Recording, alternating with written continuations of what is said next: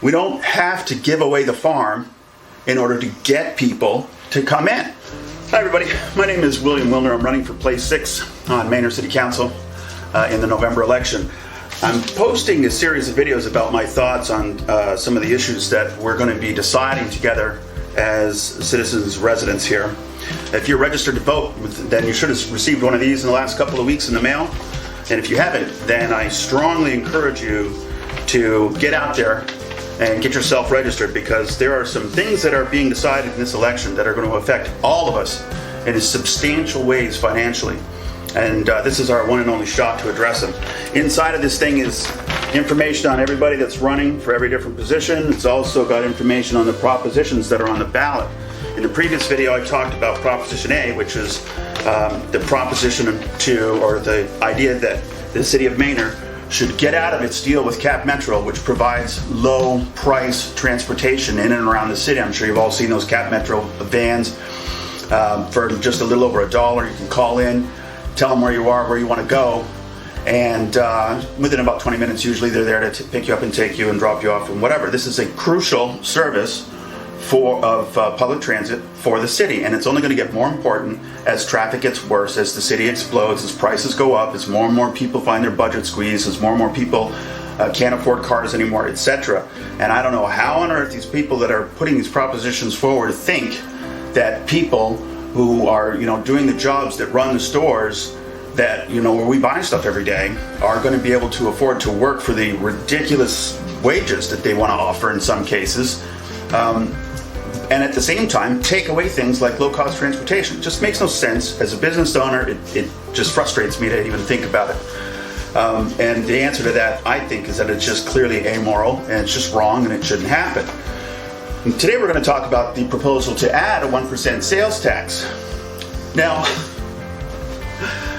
in the previous video I said it makes about as much sense to shut down the Cap Metro service because, in the words of the proposition, most people don't use it, as it would be to shut down the fire service because most people's houses aren't burning down. It's just bad governance to do it. It's irresponsible and it's abusive. The irony is that in the proposition for the 1% sales tax, they actually go on to say things that we could use the 1% sales tax for, in no particular order: an economic development fund, infrastructure, and get this, a public transit service. So they want to shut down a public transit service to put in to get the 1% tax that already exists back, get no service from that 1% for 5 years, and then install another 1% tax that they could use for this service that we're already underpaying on. What do you all think the chances are that they're going to actually shut all this down to get a 1% tax back that they then are going to turn around and spend on a public service and pay full market price for? It's ridiculous. It's silly on its face. There's another issue with regards to this 1% sales tax, though, that's particularly frustrating. 2 points, really. One is that it's not necessary. We don't have to do anything to attract new business to Manor. New business is coming anyway, and new business is prepared to pay to be here. We're in a very unusual situation right now. Normally, yeah, if you're some little city in the middle of nowhere and you want to try and attract some business to where you are, you'd have to come up with some tax discounts or some other sort of a scheme to attract those businesses to where you are, right? Just to get them to invest in the long term and sink their money there. We don't have to do any of that here, okay? People that are already angry that their commute from Elgin to their job in Austin used to take 15 minutes is now taking 45 minutes. They're looking at saying, what would it cost for me to move a little bit closer? The people that are looking to build new homes in the area, because rents have gone up by 50% in the Austin area in the last 2 years, property values are spiking. The people, there's intense pressure for more housing here. We don't have to give away the farm in order to get people to come in. And this idea that we need to put together this infrastructure fund is just absurd. It's silly. Let me share a quick story with you. I'm in the hospitality business, and I talk to my guests, and a lot of these guests are the people that are involved in the heart of some of these organizations that are investing in this area. Companies like Tesla, Samsung, and there's a company called Ryan. It's the 6th largest construction firm in North America. They're the people who are building the Whole Foods warehouse right at the corner of those 2 highways right over there.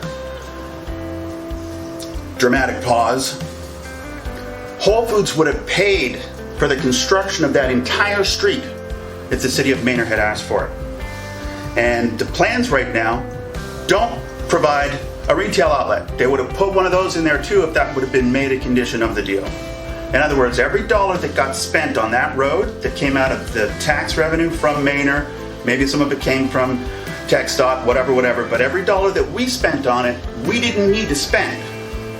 It could have been spent on things like investment in public parks and things in the city for kids, sidewalks on all of these streets around here so that kids can actually, or people can go out for a walk in the evening without being risking getting run over.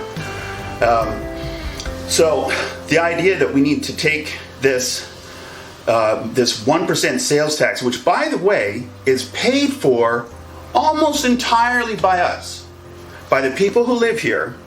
So they're scooping up all this money, and then they're saying we're going to use this to make it less expensive for some corporation to come in here and build another 300 houses, which they would sell their right arm to build anyway. It's gross. What they should be doing is just saying, listen, we know you're coming. So for every 5 blocks of road that you want to get approvals for over there, you have to pay to renovate and rehabilitate one existing block of roads that's already in the City of Manor. And here's our list of priority roads that need improvement. And they'll do it.